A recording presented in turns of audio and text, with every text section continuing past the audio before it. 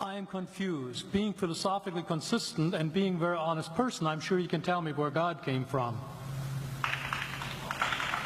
And in addition, once you've told me where God comes from, please try to clarify how you can figure that a spiritual force can have an impact on a material universe to create it.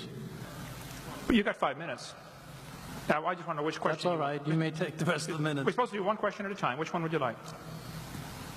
That was part of the format for the debate. So which question? I want you to fill in the story of the rest of the beginning of the universe. God, spiritual matter, impact on material matter. Okay. So 2 questions. All right. Go ahead. All right, your question, where did God come from, assumes that you're thinking of the wrong, obviously it displays that you're thinking of the wrong God, because the God of the Bible is not affected by time, space, or matter. If he's affected by time, space, or matter, he's not God. Time, space, and matter is what we call a continuum. All of them have to come into existence at the same instant, because if there were matter but no space, where would you put it?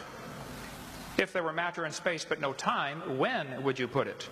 You cannot have time, space, or matter independently. They have to come into existence simultaneously. The Bible answers that in 10 words. In the beginning, there's time.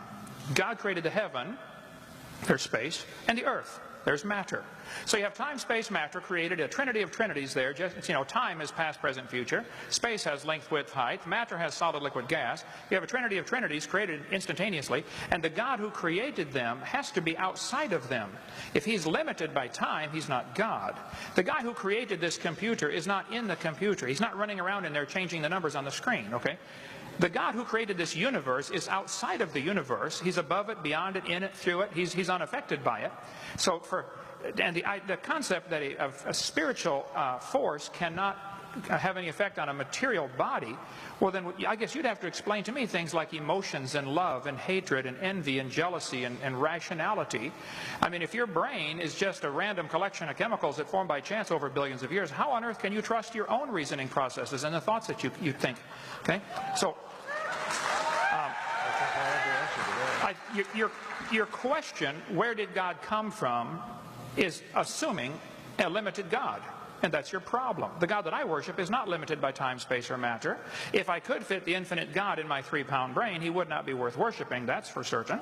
So that's the God that I worship. Thank you.